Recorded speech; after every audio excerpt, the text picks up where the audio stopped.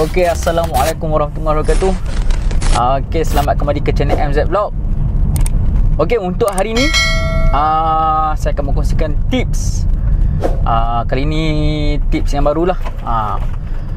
Tips kali ni adalah untuk owner-owner rumah yang nak menjual rumah. Okey, kalau ikutkan sebenarnya banyak proses dan banyak tips yang boleh anda buat, tapi saya senaraikan 4 tips permulaan awal sebelum anda nak jual rumah, anda patut buat apa. Okay, alright. So the reason kenapa saya kongsi tentang tips ni, di mana kadang-kadang owner yang nak jual rumah dia tak ada knowledge untuk menjual rumah. Dan ada a few daripada orang tabah, based on pengalaman saya, ada a few issue yang berlaku semasa proses jualan, yang kadang-kadang benda tu simple, tapi bila owner tak buat, dia akan jadi susah di tengah-tengah proses tu. Okay, jadi tanpa saya membuang masa, kita go straight to point yang pertama. Alright. Okay, untuk point yang pertama, first step untuk setiap owner, ini saya sarankan lah, tips awal untuk menjual rumah anda adalah semak semula maklumat rumah anda. So, okay, kenapa saya katakan point ni penting? Sebab setiap owner yang nak jual rumah perlu dapatkan point ataupun maklumat-maklumat tentang rumah yang nak dijual ataupun rumah yang ni lah yang owner tu beli.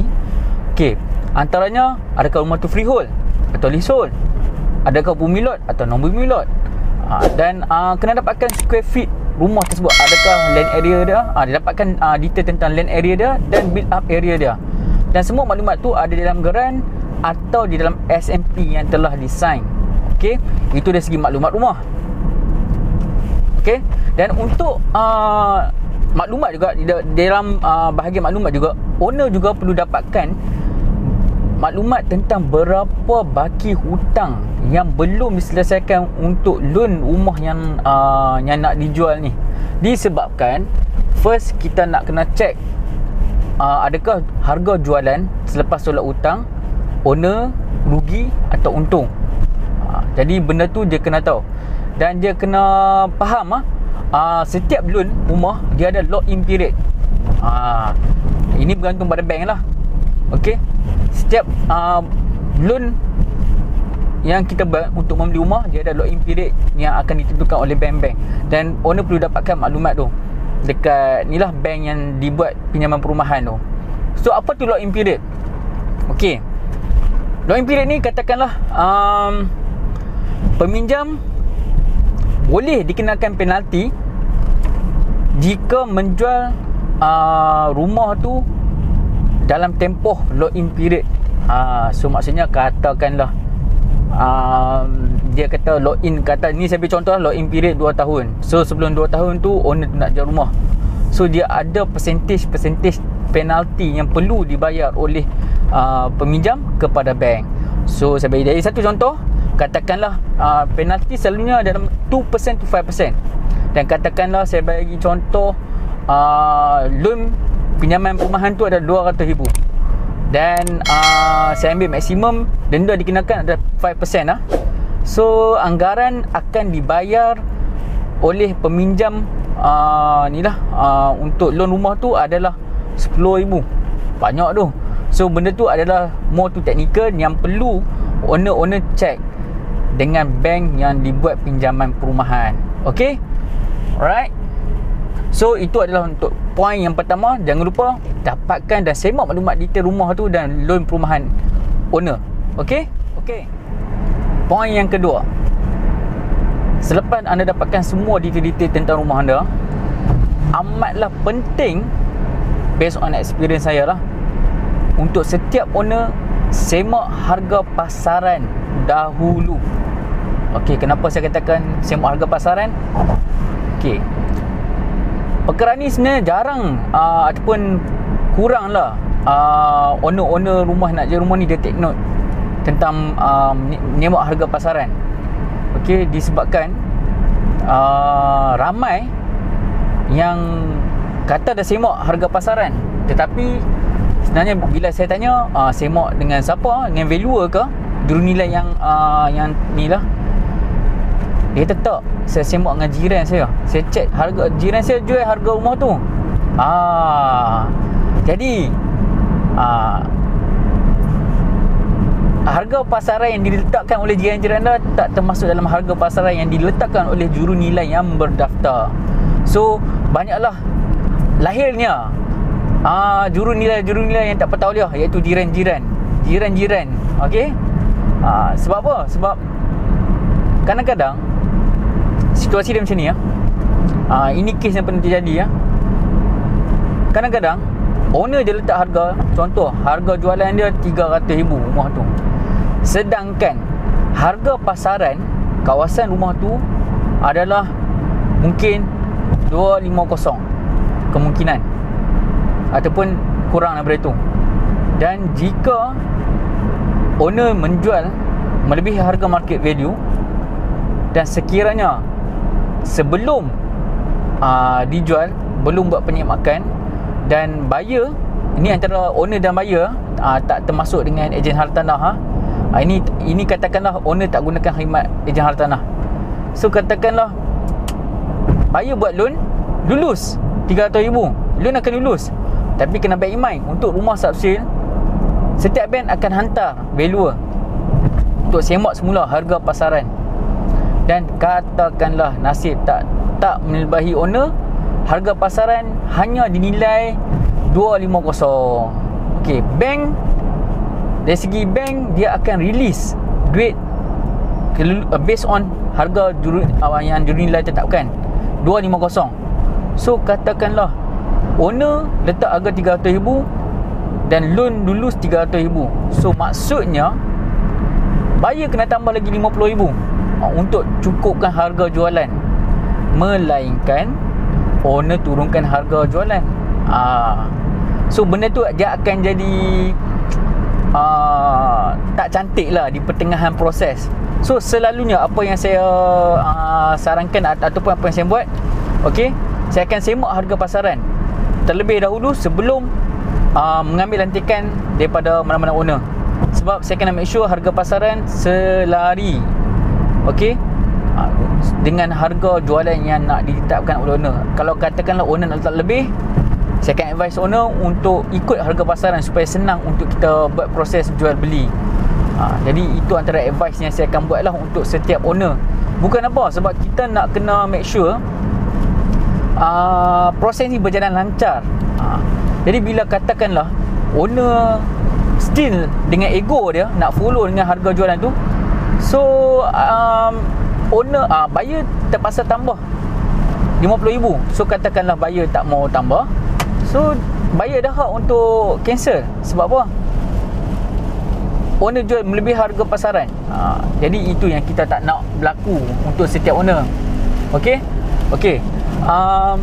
Apa yang anda boleh buat, setiap owner, anda boleh semak harga pasaran ni dengan menggunakan dua cara. Sama ada anda lantik ejen perunding hartanah yang berdaftar, ataupun anda dapatkan khidmat jurunilai yang berdaftar profesional. Itu berbayar lah. Okey.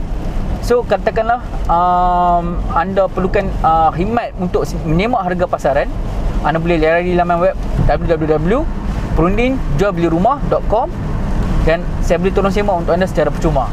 Okey. Dan antara faktor-faktor yang penting, ni saya tambah sikit lah point untuk menentukan nilai hartanah tersebut adalah dari segi keluasan, leasehold atau freehold, bumi lot ataupun non bumi lot, lokasi serta pembangunan pada masa depan. Setengah owner dia kata dia buat renovation 50,000 contoh, dan dia nak market value ikut renovation dia buat. So sebenarnya renovation ni memainkan peranan yang sikit saja dalam dalam menentukan nilai hartanah untuk setiap rumah. Yang tu saya akan huraikan di lain video. Saya tak boleh huraikan sini, panjang. Jadi ingat poin nombor 2, semak harga pasaran sebelum anda menjual. Okey. Poin yang ketiga pula, pastikan rumah yang kita nak jual tu dalam keadaan kemas, dan kita baikilah apa yang perlu. So maksudnya macam contoh, kalau katakanlah kita ni sebagai seorang buyer, first impression kita nak tengok rumah tu mesti dalam keadaan orang kata apa, yang molek lah, yang cantik kan. So sepanjang pengalaman saya, kalau katakanlah rumah tu cantik, kemas, elok, so antara faktor yang memainkan peranan rumah tu untuk cepat dijual. Dan kalau katakanlah condition rumah tu dia tak berapa elok, then kemungkinan untuk lambat dijual ataupun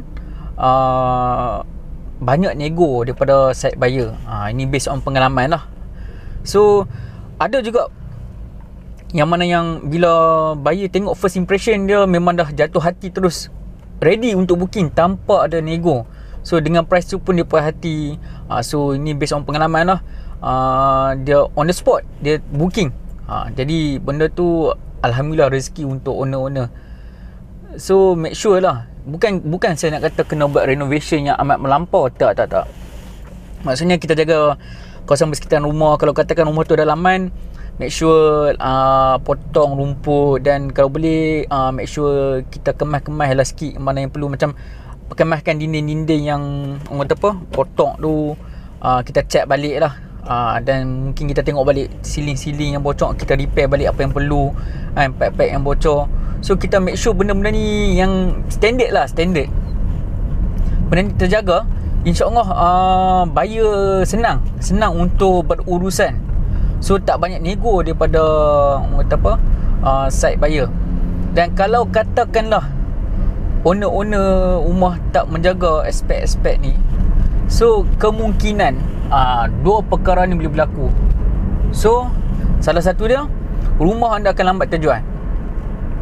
Ini memang banyak berlaku lah. Okay.